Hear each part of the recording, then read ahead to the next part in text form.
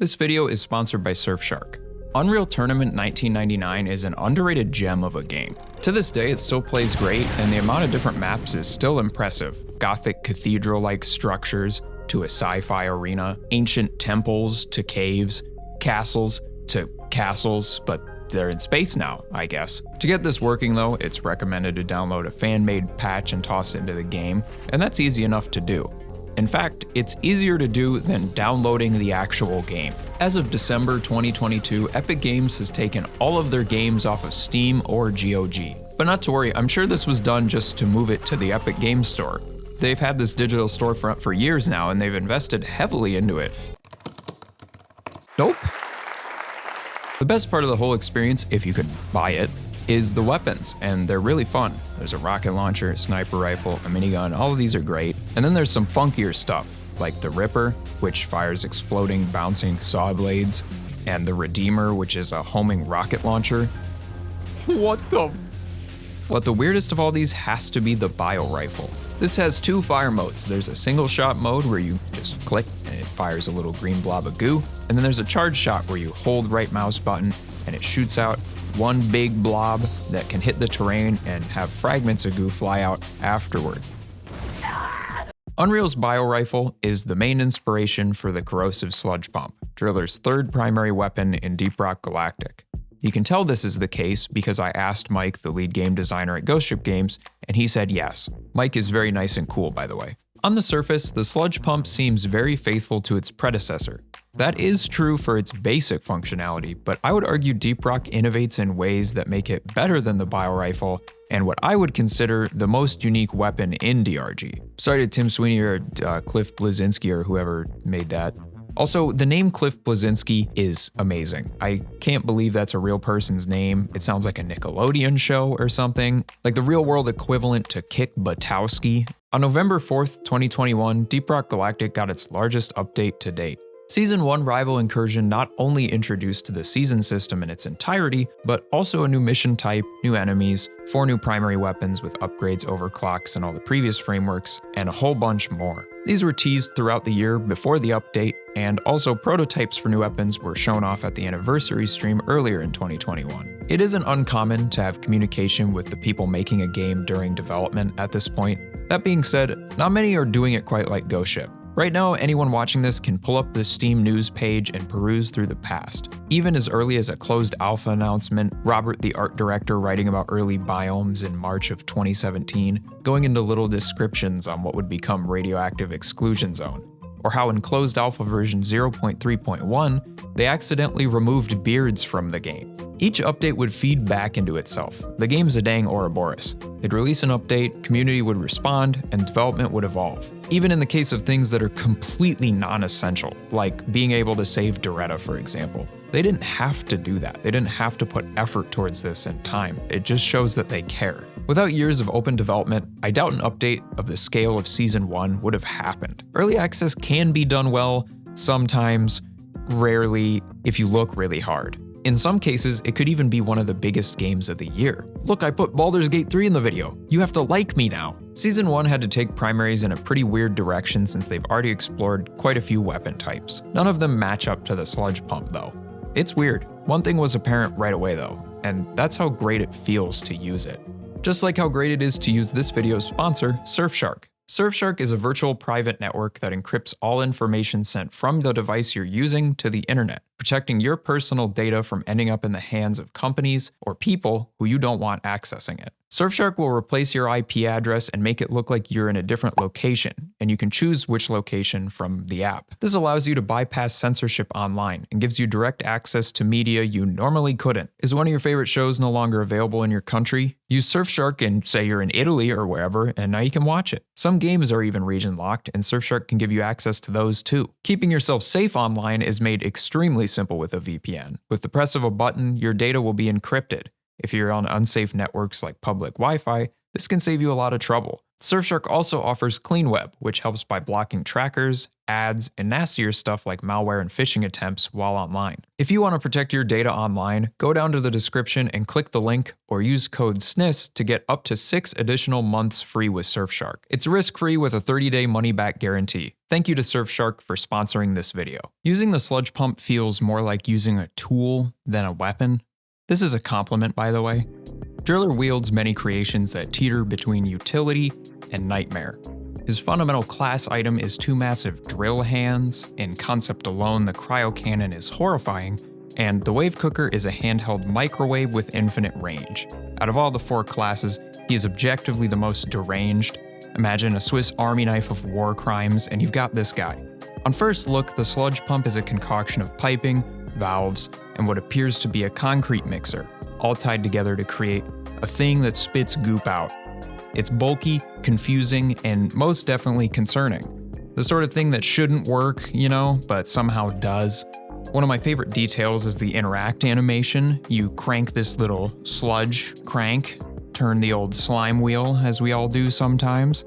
This also rotates the mixer when you do it, so it seems like it's just stirring up the stuff in there and keeping it moving around. Don't want that stuff to solidify. It also spins your eyeball for some reason. Video games are great. Audibly, it's very mechanical. There's lots of pressurized air sounds, but there's also very gloopy sounds. Projectiles spitting out of the nozzle sounds really good. It lands with like a plop, and that rules. Charge shots have a lot of good sound design too. If you hold it down for long enough, it plays this noise that is so soggy sounding.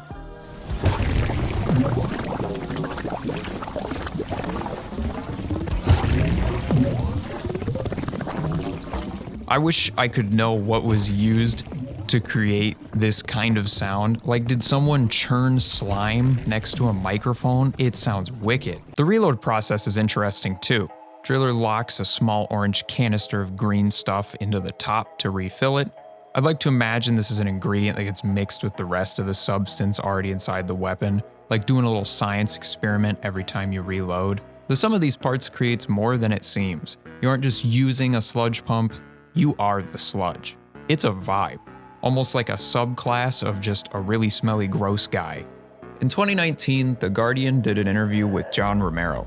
One portion of this conversation has Romero stating that unlocking fewer, more impactful weapons is a better experience than having an infinite pool of recyclable ones. The argument is, in my opinion, debatable, depending on the kind of game you're dealing with. Roguelikes pull this off better, whereas games where you have an inventory to manage and you have to sell them off by basically shoveling them into a furnace like they're coal, that stuff's not very fun. Sorry, Borderlands. Later in that interview, he states the following. For Doom, it was really important that every time you got a new weapon, it never made previous weapons useless. That was a critical design characteristic. We're going to add a new thing that can't negate anything that came before. DRG's design feels in line with id Software's work on the original Doom. There aren't a ton of weapons, and none of them overwrite the other options. Funny enough, Romero even says he's enjoying the game as of a few months ago on an AMA. That being said, Doom's weapons can't overwrite each other philosophy is adjusted to fit DRG. In the silly mining dwarf game, it's more so that classes are given specific roles, and weapons are options that loosely fit within that structure. Since you can only have 2 equipped at a time, it makes sense that these share some broad similarities. No weapons overwrite each other, they all have a place, but they also share enough similarities to fit the bill. In Driller's case, common aspects are damage over time, slowing enemies, and great for crowd control. But each primary excels in specific parts more than others. The Crisper Flamethrower does a high amount of damage, applies damage over time, and slowing enemies is possible if you take upgrades for it. The Cryo Cannon does some damage, but its main use is freezing enemies in their tracks, making them unable to attack and increasing damage taken for a few seconds. The Sludge Pump exceeds in slowing enemies while having good damage over time. That's the short of it though. As I mentioned, there are 2 fire modes, a single shot by tapping fire and a charged shot by holding fire. Either of them can directly hit an enemy, which can cause damage over time, or they can collide with the terrain and create a puddle that slows enemies and also applies damage over time. Charged shots split into fragments that fly out from the point of contact of the original shot. Fragments share the damage stats of a single shot by default. Overclocks and upgrades can tweak this, but for the most part, a charge shot is better for a group of enemies or quickly coating the terrain in puddles. All these blobs you're firing all over the place have some area damage on them, making them more capable for dealing with hordes of smaller enemies like shockers and swarmers. This is one of the best decisions they made while designing the sludge pump. I can't imagine how it would feel to play without it if you could slightly miss a swarmer or a shocker. It's worth mentioning that the status effect from walking through a puddle is separate from the direct attack status effect. The former shows up as a little goopy boot icon, meaning it's possible to stack both the puddle and direct hit status effects to increase damage over time and slowdown. The other driller primaries share this too. The cryo cannon freezes enemies faster if you freeze the ground below them and then directly attack the enemy at the same time. And yeah, the flamethrower does it too, except with fire, which is hot, unlike ice, which is cold. I hope that was helpful information. This is one small example of how the terrain is integral to DRG, but in most aspects of the game, it's affecting something. In the context of combat, the shape of the environment will impact your chance of success. Finding or creating the best place to stand during a big attack is integral to survival. Enemies don't just walk around on the ground. They're walking everywhere. Unlike dwarves, which, they're stuck to the ground, and that's a big disadvantage. Add on disruptive enemies like stingtails, cave leeches, shellbacks. There's a lot to think about, and it rules. Also, check out this early model for the shellback. I need to bring it up. He brings me so much joy. A whole bunch of the weapons are pretty reliant on the terrain around you too. Proximity mines use choke points extremely well. Spring-loaded rippers are good in small caves, while a waste to use in larger ones. I know all this stuff is obviously going to impact the game. If you're standing in a room, how that room is going to change how it plays. But in Deep Rock, it's just more complex than that. There's more interactions between the terrain and the rest of the game. It starts to create emergent gameplay in ways you probably haven't experienced in other games in this genre. The sludge pump is one of the most interesting in this context. Hitting faraway enemies can be difficult if you don't take upgrades or overclocks for dealing with it, which I'd recommend trying out to see if you enjoy it. On the other hand, if enemies are below you, there's no limit. The goop can fall until it hits the terrain. That's not the case for drillers' other primaries and can be pretty useful occasionally. Charge shots in general are a fast and effective way to add defense to the mission. It doesn't take much time to cover a lot of ground, and the puddles last quite a lot longer than something like sticky flames or ice. How charge shots interact with the environment and enemies is just my favorite part of using this overall. I think this is where it improved the most on the bio rifle. If the player uses their surroundings to their advantage and is aware of them, charge shots can be fired to create benefits you might not expect. Where is the best place to aim? Is it directly at the enemies, or is it maybe somewhere on the terrain instead? For example, if there's a Mactera above a bunch of grunts, you could hit the Mactera with the charge shot and get the fragments of goo to rain down on the grunts, hitting both at the same time. Setting up puddles beforehand, predicting where enemies will be coming from, is also effective in quite a few situations. A lot of the times where you aim is not where you'd aim with any other weapon in this game. It doesn't really make sense. It is objectively better sometimes to hit the terrain instead of the enemies, and that's really interesting to play with. It provides so many options for dealing with any given situation, and finding what's best is very rewarding. It's a real brain tingle situation. In later entries of the Unreal Tournament series, there are new mechanics with the bio rifle. There's this laser web thing where you can set up traps on the map, which is actually pretty useful sometimes. And if you hit one blob on an enemy, any that are nearby home into an enemy like they smell it or something. It's hilarious. I love this stuff, genuinely. It's so cool to see something this complex in an arena shooter. It just is really great. Too bad the latest Unreal Tournament that has all this stuff is unfinished and unavailable at the time. I kinda doubt they're gonna go back to it. It's interesting, both of these weapons improve on the concept by trapping enemies and dealing damage in that way. These uses make it more impactful and rewarding to set up. DRG puts more emphasis on the slowness effect. I'm still caught off guard by how little an enemy can move after being hit. In a best case scenario, it can bring them down to something like a tenth of the normal move speed. You can feel this in most encounters, but especially boss fights. Dreadnoughts barely move. You can totally ruin a big bug's day with this. Even for bulks, which are already quite slow, it's nice to be able to slow them down further. On the other end, fast-moving creatures like shellbacks, for example, just don't stand a chance. I know it's not technically an enemy, but the Huli Hoarder, the little purple guy with all the little goodies, I love how they look still, they're so cute. They're really weak to the sludge pump. You can get the goodies pretty much every time if you have this on your team. I just went from talking about how cute they are to the best way to kill them, so that's interesting. If we're talking about niche use cases that don't really matter, which sounds about right for me, the holiday collectibles that are really fast, like the bunny in the Easter one or the Halloween one, it's really useful to be able to hit them with sludge and slow them down. So if you're having trouble collecting those, try using the sludge pump. The damage over time isn't something to write off here either, even if it isn't the best the driller has. The lifespan of the puddles allows for more time to cause status effects. It deals with smaller enemies pretty quick, and even for larger enemies, which is kinda slow, it can be boosted with secondary weapons. The only place where this kinda sucks is the Oppressor. I know they're supposed to be kinda tanky, but there's not really a way to damage it effectively with the sludge pump, because you don't have good direct damage. The damage over time is really slow because it's a big old guy. It just doesn't work very well in this case. I hope there's some improvement made. Maybe make the Oppressor weak to the corrosive effect or something, I don't know. Flying enemies can cause problems. I wouldn't say it's unusable by any means, but it can be hard to hit Mactera if they're doing that thing where they dart around in like 8 different directions playing dodgeball with sludge. Also, puddles do nothing to these enemies, obviously, because they don't walk, they have wings. Or they don't, and they're just a giant creature that's suspended in the air somehow. How is that guy flying? It doesn't really make sense.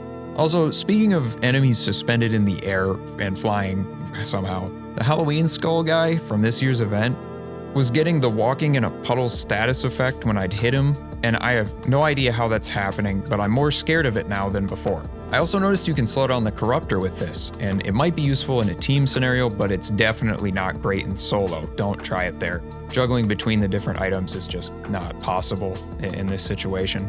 But yeah, if you have a team of 3 or 4, it might help out. Out of the 4 classes, I'd say Driller's secondary weapons are the weakest on their own. For the most part, combining them with the primary is what you want to build towards. There's a lot of neat options for this too. The most recent addition is the Sabata's Tier 5 upgrade, Neurocorrosive Toxic Catalyst. On hit, this will increase damage over time on enemies that have neurotoxin or corrosive status effects. To make things better, it'll explode enemies on kill, damaging anything around them. I think this build is really fun for the Sabata, which I appreciate as one of the only people who likes it. For a long time, the upgrade choices were pretty uninteresting. Nothing really changed up the functionality enough other than unstable overclocks, which of course they do. It's nice to have more ways to goober with this. Automatic fire is a great overclock choice for this build, and explosive reload is really good, but also has some weird things going on. You can fire at enemies with heavy armor, like directly into the heavy armor, and it'll still take the damage from the explosive reload. I'm honestly surprised this is still in the game at this point. It doesn't feel intentional, but maybe I'm wrong. There is the November update coming soon, so it might be gone by the time you're watching this, but regardless, try out explosive reload here. Next up is the experimental plasma charger. I do prefer this with the cryo cannon, but the sludge pump synergy plays neat and it's worth giving a go. You can use the EPC to light the goo on fire. Burning Nightmare works great with this. It makes lighting slop very easy and adds more damage over time to the whole ordeal, and that's always appreciated. I personally struggle with the build a bit, but honestly the EPC is just my least used of the 3, so that might be more what's going on. Out of all 3 of the secondaries, the wave cooker has warmed up to me the most. Get it because it cooks the bugs. When it launched, I wasn't super convinced of this thing, but I love it now, especially how it plays with the sludge pump. The Tier 5 upgrade Contagion Transmitter is the main pick that works with this.